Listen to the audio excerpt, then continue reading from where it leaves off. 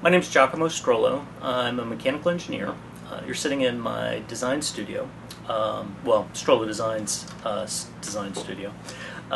Basically, Strollo Design is a boutique product development firm. We've got two engineers and one office manager, so the three of us run the show. And primarily, we are a engineering services business. We design products for people. Right now, so we have a website. You can look us up there, but basically most of our advertising is done through word of mouth.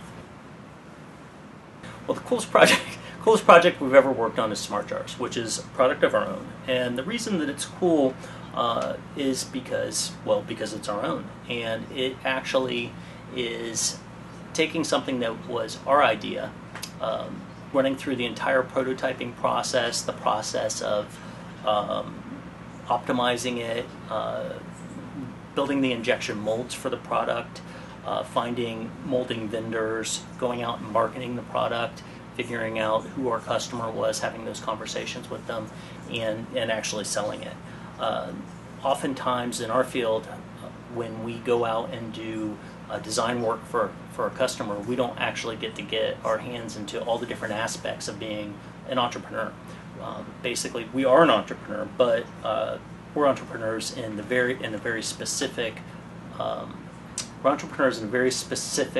corner of our business. So we design the products, we set up the manufacturing for a product for our client, and then our client goes out and actually sells it, and ultimately, hopefully, makes a lot of money off of it.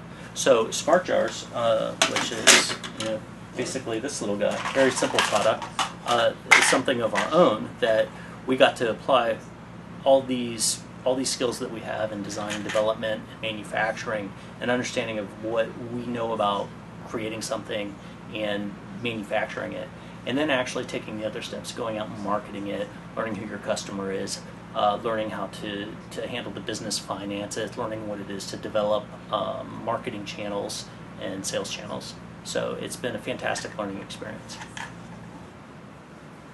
The first thing that when I became a maker is when there's two critical memories I have, and one is when I was very young. I think I was about maybe 4 or 5 years old, and my father showed me how a magnet would be attracted to a piece of metal even though his handkerchief was between the magnet and this metal, that the two would stick together, which I thought was fascinating.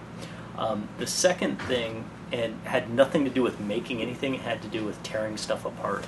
And there was an old wind-up alarm clock, again, in my father's room, and he took it apart and showed me all the gears and mechanisms on the inside. And then he took one of the gears and showed me how if you spun it, it would spin like a top. So in the instant that he showed me all this amazing mechanical stuff, at the same time, he turned around and made it fun for me as a very young child to take all these small things and actually play with them.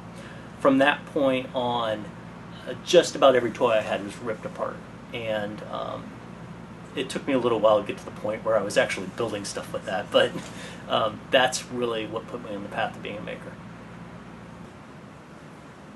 I was a horrible student. I was a horrible student. I barely graduated high school, but I did. And once I got into college, I made very good grades. It's absolutely STEAM.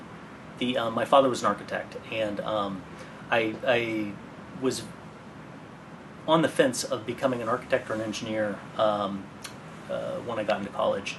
And I had this crazy idea that if I went into engineering, I would never be judged subjectively. I would be judged objectively. And I felt like architects were always judged based on look and feel and all these fancy frilly things that you couldn't write down and objectively lay out. But the truth of the matter is that no matter what you build, no matter what you make, there is an artistic component to it. There's a creative component to it.